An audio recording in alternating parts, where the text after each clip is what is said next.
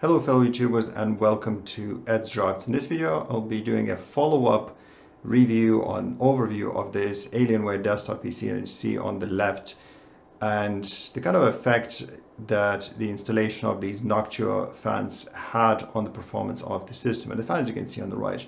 I'll also be talking a little bit about the system in general and what I like or don't like about it, and we'll do some testing as well, which you can see at the moment running on my screen. So yeah, let's get started. So first things first, I'm going to show you the software that I was running to do these benchmarks, as well as the actual benchmark results. And then we're going to talk a bit about the whole methodology and what I found out by doing these benchmarks. Now, the very first benchmark I did obviously is when everything was all stock. Now, in terms of the room temperature was around 24-25 degrees throughout this testing, so it wasn't changing all that much. So the testing is more or less accurate in terms of deltas. The temperature at the moment is 25 degrees, but I'm not doing any testing anymore, and it's a different day altogether. So the first test was all stock, and as you can see, the blue line represents the CPU die temperature. The orange line represents the drive temperature or SSD drive temperature, and then the gray one is GPU hotspot temperature. You can also see the markings here down below which line is which. Now, in terms of how I ran the test, so I ran this system for about 5 minutes idle, as you can see, and then 5 minutes idle afterwards as well. Now, after first 5 minutes idle, what I did is I ran Prime 95 using this setting, so small FFTs, and then 5 minutes later I switched on to GPU stress mark while running the CPU benchmark or CPU stress, and I did a GPU stress test with the following settings. So these were the results, and I thought they were okay, except for CPU, especially when the GPU is on high. You can see that CPU is reaching 90 degrees, and I wasn't too pleased with that. So what I did first is I reapplied thermal paste, and I dropped it by a couple degrees, 2 or 3 degrees maybe. So not a huge result, but result nonetheless. What I did then is I have removed all panels, well, 2 side panels and the top panel, left everything else at stock, and I did a benchmark again. And it didn't really affect the results that much, to my surprise. Next, I did exactly the same thing, but this time I had Noctua fans already installed. So the front and the top fan were replaced from Dell to Noctua. I'm going to talk a little bit about that later. Straight after, what I did is I closed everything off with 2 Noctua fans. So Dell fans were completely removed, no Dell fans in the system, 2 fans, one taking the air in and one pushing the air out. And both fans were Noctua NF-A12 by 25 12 volt PWM fans, and you can see in the previous video how I did the whole install. What I tried to do then is I added another Noctua fan. So I had Noctua NF-F12 fan around, and I installed it by replacing hard drive caddy, and once again I'm going to mention that a bit later in the video. And once again, the strangest thing was that the results weren't that different. And finally, what I did is I removed the side and the top panel once again. And this time what I did is I left Noctua fans as they are, but over the splitter cable, I've added another fan. So in this case, I've added Dell fan, one of the fans that were in the case already, that was pulling the air in from the outside. So that was the front fan, so the thinner version. And once again, the results are meh. And the fan was actually on top of the CPU cooler, so on top of the radiator. So what I was trying to replicate is a kind of push-pull configuration. And then the last test was with the bigger Dell fan that I removed from the radiator before, and I did the same thing. I put it on top of the radiator, trying to assist Noctua, and once again, not a huge difference in terms of CPU temperatures.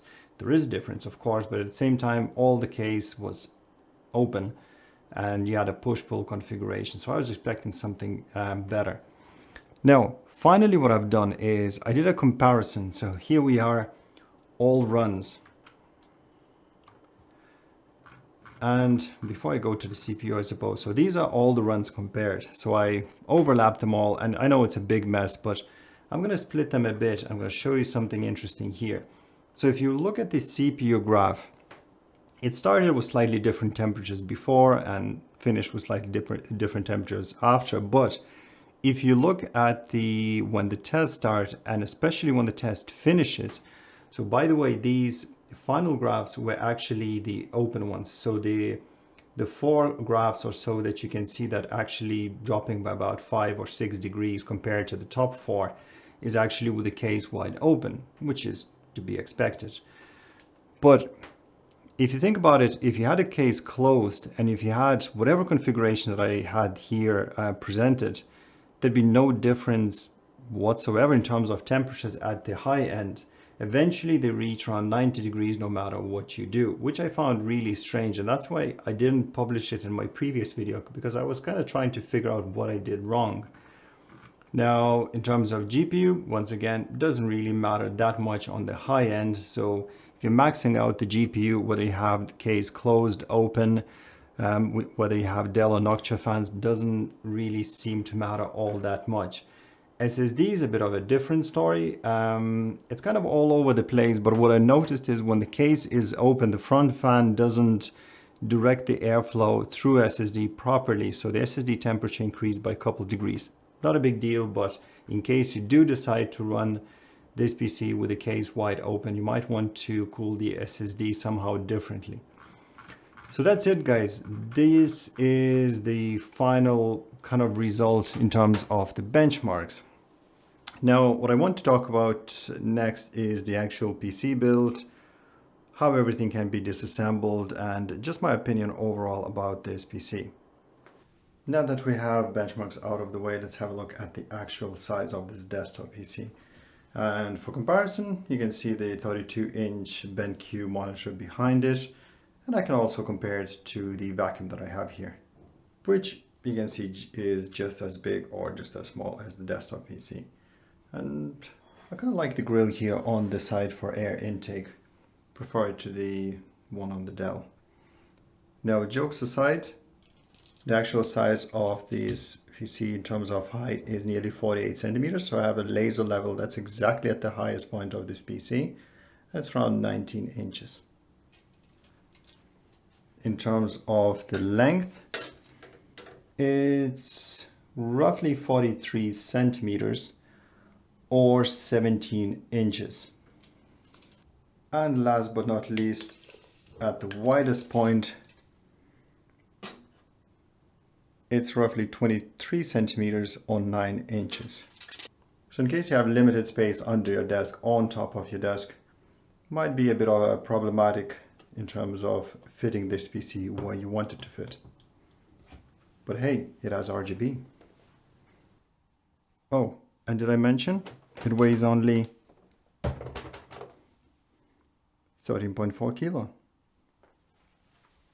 Now guys, before I get into the internals of this case and show you around, what I wanted to do is I wanted to show you how difficult it is to remove these well, side and the top panels. So let's get started.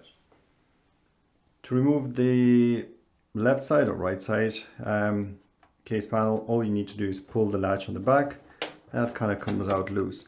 Now, in case you just received your PC, the latch actually will have a screw in it, so just remember to remove it. Next, you would need to remove the top.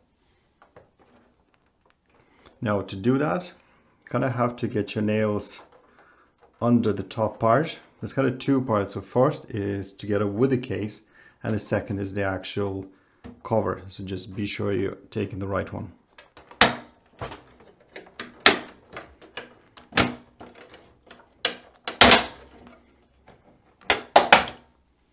And yeah, it sounds like that.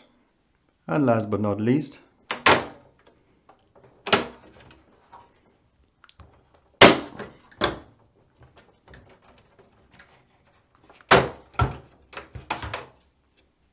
now once you have a panel removed, well, at least one side panel, you can undo the latch on the back, which unlocks the swing out mechanism. Be very careful with the cable here that powers your GPU. You actually do need to unplug that.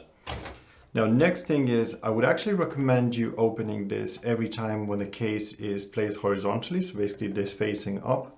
And the reason for that, watch this particular part.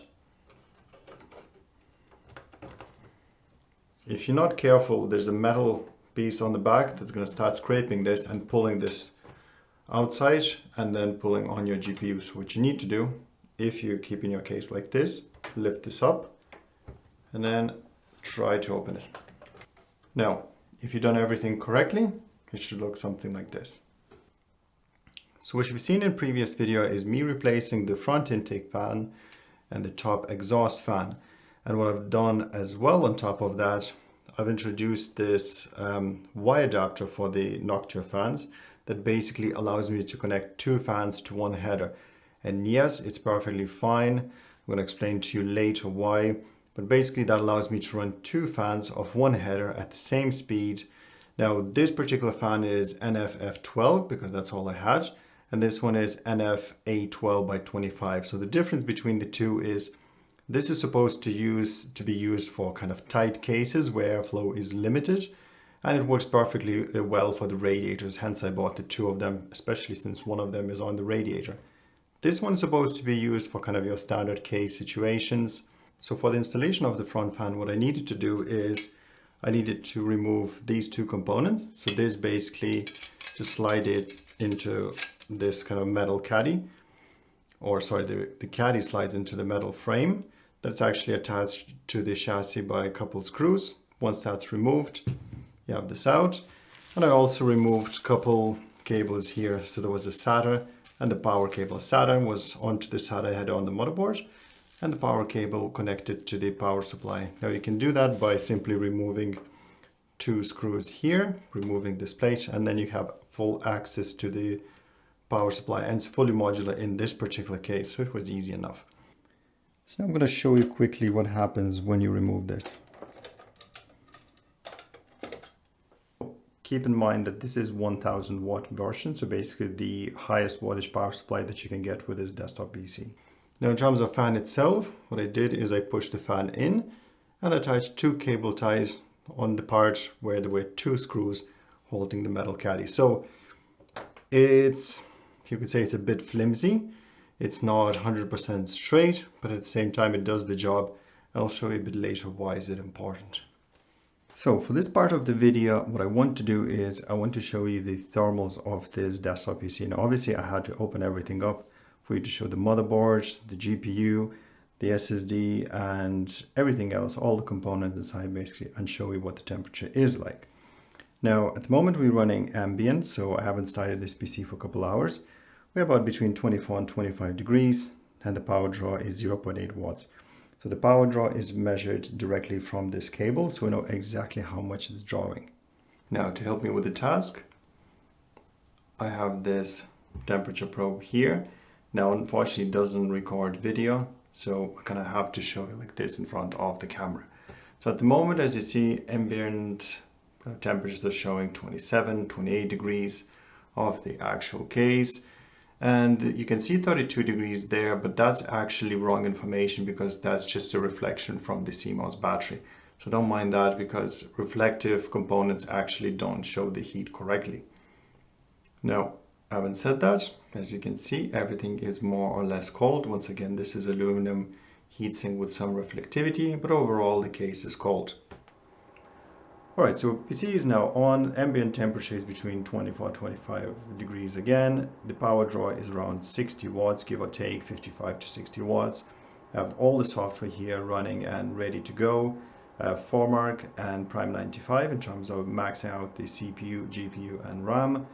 And I have hardware info as well just to show you the temperatures. So temperatures are, CPU is around 35 to 40 degrees on the more or less idle. We have SSD running at around 36 degrees and GPU at about 43. So pretty standard considering the room temperature is 24 to 25 degrees. Now in terms of thermals, as you can see the VRM is somewhat hot around, kind of around 35 degrees or so. The CPU pump doing just fine. The GPU is showing around 34 degrees there through the cracks. And overall, the system is nice and cool. So the fan's doing the job, and everything else is fine. There's no kind of things to worry about there just yet.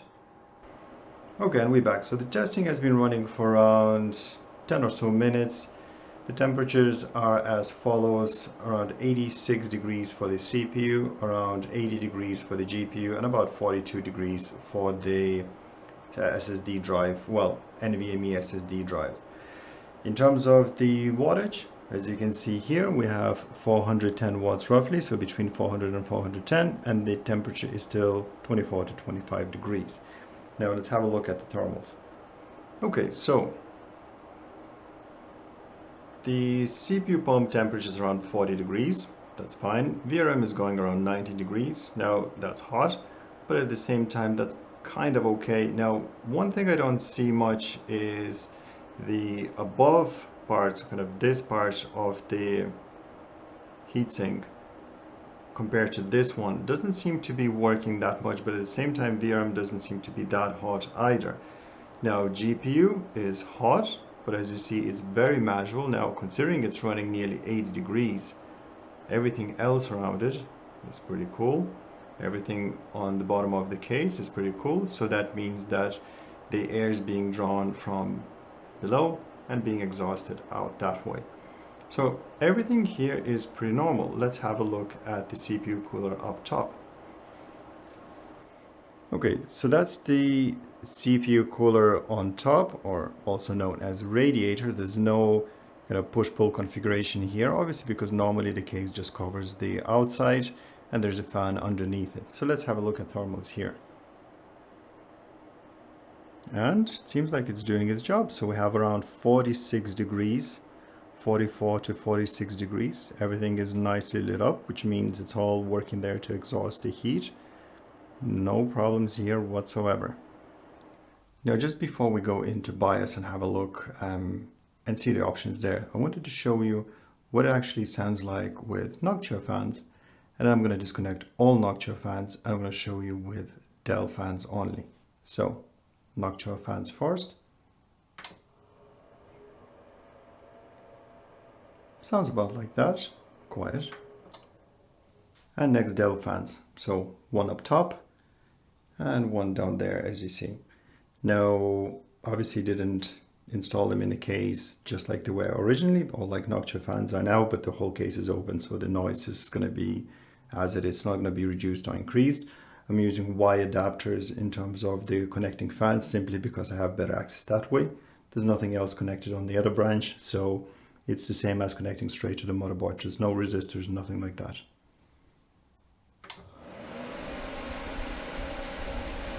And I think that kind of proves it.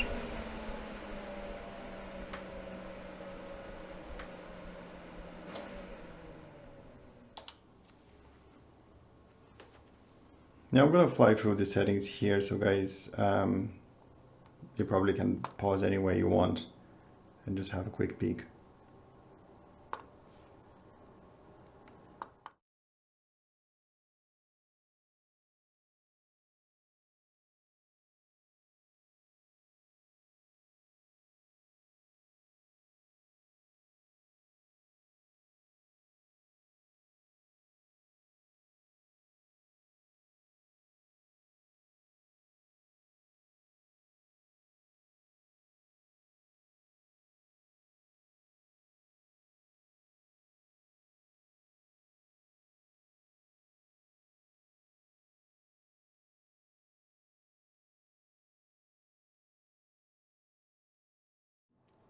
And that's it in a nutshell.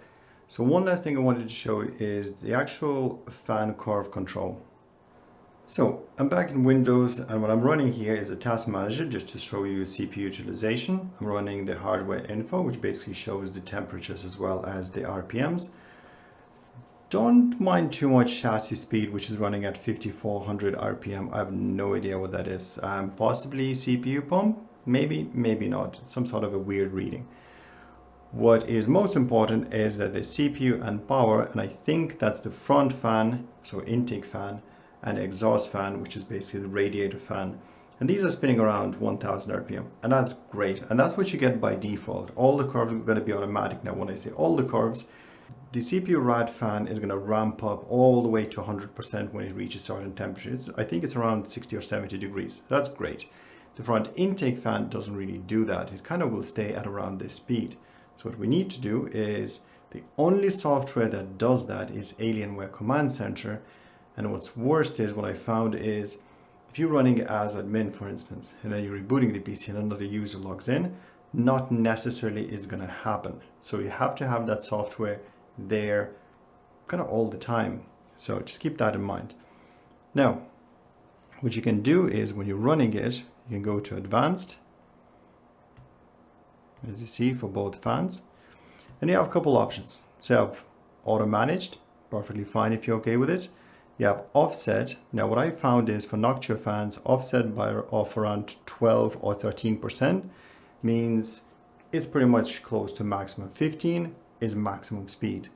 So offset is not really what I'm looking for here. But you also have a smooth line, which is hard to even see that it's a selectable option. But once you do select it, what you have here is, you have lowest temperature point. So you have 3 points to control, basically: lowest, highest, and the middle. The middle is adjustable to where you want this. So the lowest is 0 degrees, offset is 0%, perfectly fine. Then I put it to 60 degrees and offset 10%, and then offset of 12% at, well, it says 97 here, something like this. At this point, it won't matter. The main thing for me is that when it reaches this temperature, I want to offset this. So basically, I want the fans to run a bit faster and ramp up faster than they normally would. What I also want to do is, I want to have a look at this here. Same thing once again. And this is the most important to me, because front fan automatically doesn't really ramp up with CPU. And I do want that to happen, especially if you're running the kind of air-cooled CPU cooler and you have an additional fan installed, just like myself with a hard drive caddy would be. That would be kind of beneficial for you. Sometimes, if it doesn't work, you kind of have to click on this here. I don't know what this icon means, but select it and click OK. And that applies it now, and now you're ready to go. The problem here is, obviously, you cannot go into BIOS and do that yourself on kind of a hardware level. So when it boots into Windows, Linux, or whatever else, it's actually already there. So here's that. So to close it all up, make sure you disconnect your power from the GPU, especially if you've done some testing when the PC was open. Now, as I mentioned previously, my recommendation is to lie the case on the side, especially if you're fitting the side panels, and then you can close everything properly, especially the power supply unit. Now, here's an Easter egg for those of you who are still watching. So the GPU can be up to 27 centimeters long. And the height of the whole installation is more or less around 29 centimeters. So there's that. Okay, so to close this off, just make sure that this edge doesn't rub off onto the bracket holding the GPU. So basically, closing it down, kind of push it that way a bit. Then make sure no cables were crimped. So if it stops, just double check. And then when everything closed, you can reconnect the cables. And obviously reattach the bracket if you had it removed. And obviously there's a latch on the back which you can now close. Now first you're going to need to attach the panel with the Alienware writing. And that's going to go over this LED panel on this side.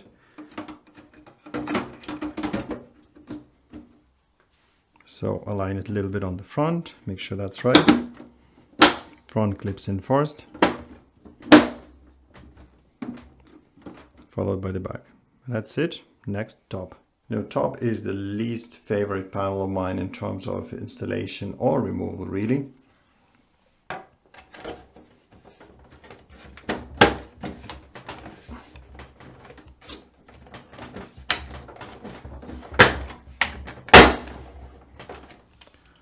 Lovely.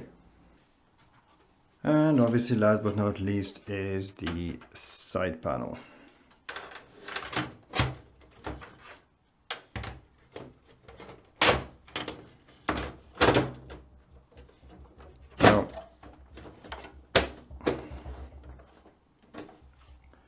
The advice here is when you're closing it, I'm going to pull the latch on the back, align everything, and then close the latch really forcefully. And that's it. Beautiful. So yeah, guys, this is the end of the video. I hope I helped you guys to make up your mind in terms of buying this PC, upgrading it, making the thermals and acoustics better. Now, I have some numbers here on my little notepad. So basically the Noctua fans, what they did is they obviously reduced the noise of the system overall quite significantly and quite noticeably. It kind of kept the thermals more or less the same, maybe plus minus 1 degree, so not a huge difference there. And that's basically mainly due to inefficiency in terms of the thermals of the system and how it can spit out the heat. And not much you can do there, unfortunately, unless you want to modify the panels. Now, Noctua fans are running at 0.05s in terms of NF-F12 model and 0.14 amps in terms of NF-A12 model, both of them PWM, 4-pin, 12 volts. Dell was using Delta Electronics fans, which were 1.5 and 1.6 amps. So that's 10 to 30 times increase in terms of the power consumption and the noise, as you've seen there, and that's basically due to them using a different ball bearing mechanism, a different mechanism altogether in terms of suspending the fans. Now I'm going to include the model of these fans in the video description below so you can have a look. I couldn't find much details, but what I could find is that these fans are going for somewhere around $15 on the internet, while Noctua is going for about $30 each. So that means that if Dell wanted, they could have paid double for the fans, probably $5 on top of existing fan each, so $10 on top, and they could have made the system way better just for $10. Now guys, keep in mind that this configuration that I'm having at the moment is kind of their mid to top end with the RTX 3070 and 5800X, 32 gigs of RAM and a decent SSD and all that, and 1000 watt power supply and the liquid cooling CPU cooler. And it costs about 2,500 euro here in Europe. So for only 10 euro, they could have included way better fans in the system, made the system quieter, more efficient, and just overall a joy to use, where the first thing that you would notice otherwise when you take this out of the box and switch it on is the noise of these fans, especially the moment you start doing anything intensive. Even if your CPU runs at 15 or 20% in terms of the load, you wouldn't notice it straight away. So to me, it's a bit of a strange decision from Dell why they did that. At the same time, this whole PC is kind of a strange decision in terms of design and implementation. Yeah, it kind of looks flashy. It's massive on any desk, so I don't know whether they wanted to make a statement or what's going on there. It's actually too big for what it actually is. There's all sorts of issues, especially if you're going with the air cooler, because there's not enough room in order to keep it cool. So your CPU will definitely going to be throttling. I mean, even my CPU is nearly throttling, especially with the room temperature of 25 degrees. So if my room temperature was 30 degrees, for sure it would be throttling down, which means you're going to be losing performance on a high-end Dell Alienware system. So there's that. And yeah, guys, that's basically it. That's my rant for today. I hope this video helped you to kind of show what's in this PC in case you want to buy one, or what you can do to make it a bit better in case you already purchased one. And I myself purchased it because simply I couldn't get my hands on another system, and I did pay the full price, so it is what it is. But at the same time, at least I have the PC on which I can work, and with the help of Noctua fans, I can actually make it quieter. Yeah, they cost me about 70 euro, but at least it's peace of mind, and it's much more quieter system. So yeah, thanks for watching. If you have any comments, leave them at the comment section down below. Any suggestions are welcome, and I'll see you next time. Have a good day.